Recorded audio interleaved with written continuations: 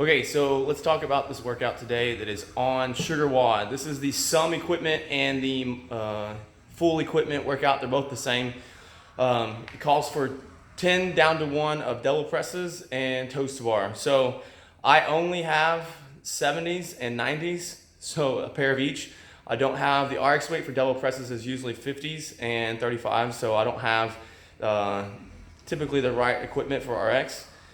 I am not going to do a double 70 or double 90 double press because that would be insane. I would have to be like Eddie Hall or Brian Shaw to be able to do 90s and get them up easily for 55 reps, which is 10 down to 1. So talking about strategy. So toes to bar for me personally are not that big of a deal. 55 reps when you get to break them up, especially in the 10 down to 1, it's not that issue. So the bulk of the workout is either going to be spent in the double presses, and for me, I'm going to use a 90-pound dumbbell snatch. So when you're thinking about scaling options, it's not only movements that are similar, but it's also movements that have the same time domains. And so a double press typically takes, with 250s and you're fresh, about 2 to 3 seconds or so to do a rep. And so if I was to use the 70-pound dumbbell for dumbbell snatches from the floor, then I probably could cycle those a little bit faster.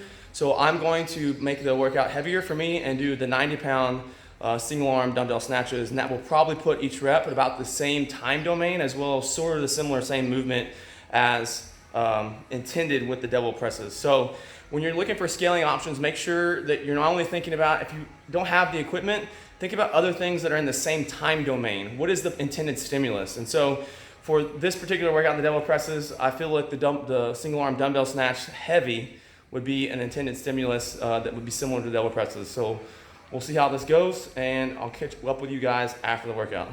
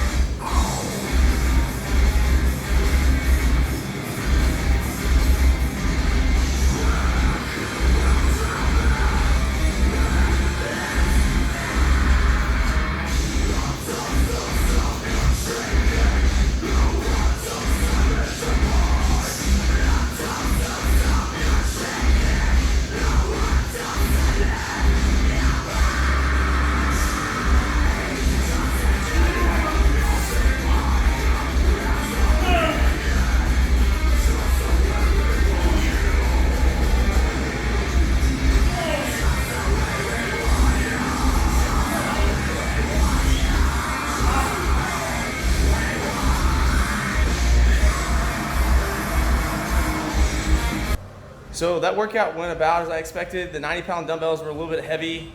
The time domain was about the same, I think, as a double press. 80-pound dumbbell would probably have been about the sweet spots for me, but I don't have an 80-pound dumbbell here, so it kind of is what it is. For you guys that are doing it at home, I would say to really put your effort forth. If you're good at toes to bar, in other words, you can string 4, 5, 6, 7 reps together without much problem, then I would say to really put your focus into the snatches, because the double press is going to take the most energy out of you. Really put your focus there. Make sure you're using the swing as much as you can and really popping your hips. It's the same thing with the dumbbell snatches if you're doing those, because I found that if I was using my back more and I really wasn't focusing on pressing my legs and popping my hips, that I was getting stuck about shoulder level and having to press out a 90-pound dumbbell, which is not fun at all. So really focus on the hip hinge, press through your legs, popping your hips, using your butt as much as you can, and knock out those double presses.